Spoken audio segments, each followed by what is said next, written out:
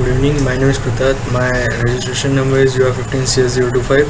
This is my experiment number 3 in Java programming, in which I have to show a library management system using method overloading, in which the department library allows the students to borrow and return books. A student wants to borrow a book from library. He or she has two choices to give book name, author name and number of days. He or she needs to give the book name and number of days while returning the book, and some conditions that must be followed here are: for borrowing, two students need to need to be defined with the same name. Two methods should be defined with the same name. The arguments must be the combination of string integer and string integer.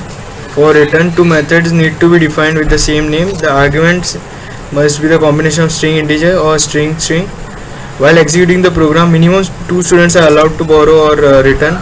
After returning the book, details of book borrow and return details for each student must be displayed.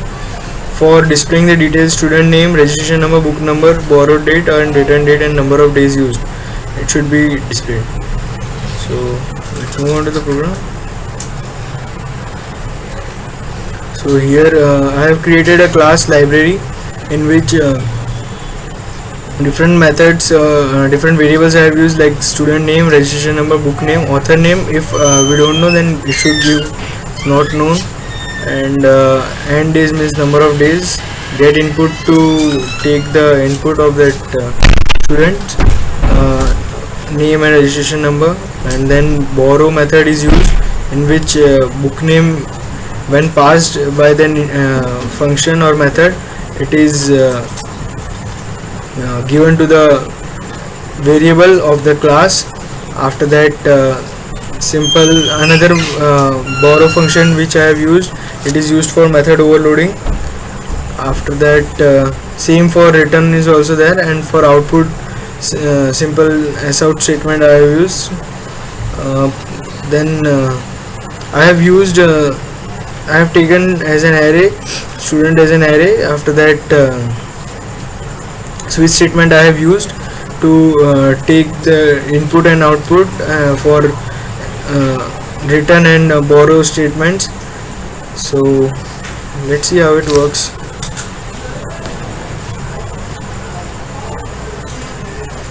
Enter the number of students. I'll give the number of students as 2. For student 1, your choice, I want to borrow. Enter name, Pratat. Registration number UR15CS025, and after that, book name, if book name I give it as gate. Number of days I have taken it as 7. Do you know author's name? No.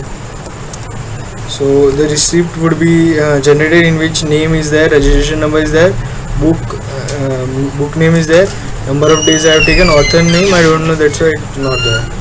After that, student 2 choice would be, after that, name, if student 2 I give it as the registration number is UR15CS0424 or 23, whatever I give, and book name, if I give it as C++.